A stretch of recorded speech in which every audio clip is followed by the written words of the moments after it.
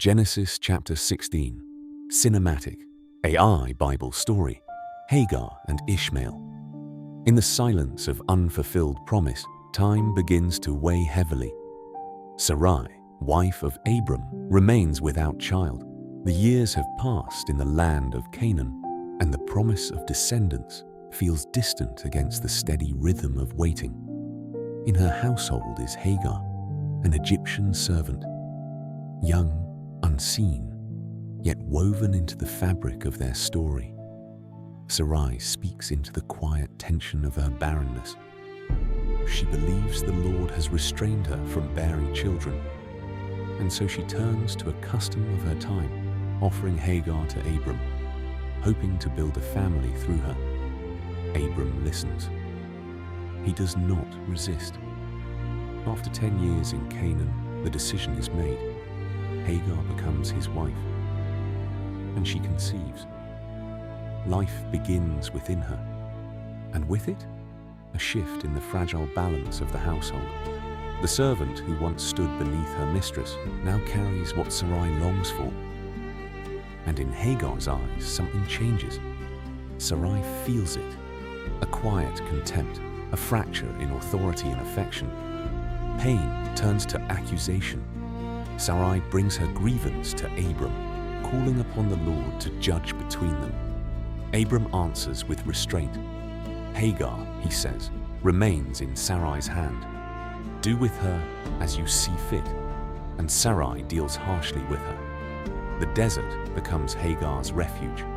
She flees into the wilderness, alone, carrying the child of promise not meant for her. The land stretches wide and indifferent, and she comes to a spring of water on the road to Shur, a fragile mercy in a barren place.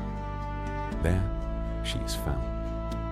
The angel of the Lord meets her beside the water. He calls her by name. Hagar, Sarai's maid, where have you come from? And where are you going? She answers simply. She is fleeing from her mistress. The voice tells her to return, to submit, to step back into the hardship she left behind.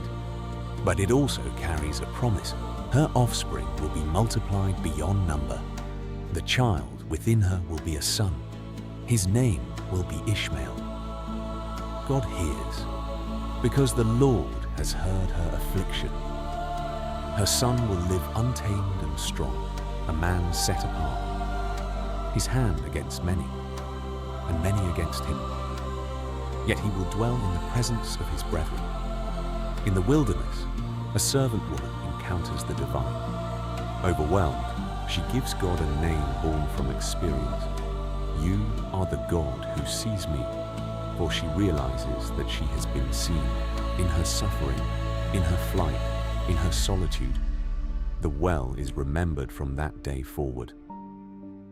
Bir Lahairoi, the well of the living one who sees. Hagar returns. In time, she bears a son to Abram, and Abram calls the child Ishmael, as he was told. Abram is 86 years old. The promise continues to unfold, not without tension, not without pain, but carried forward through human frailty, divine encounter, and the quiet certainty that even in the wilderness, no one is unseen.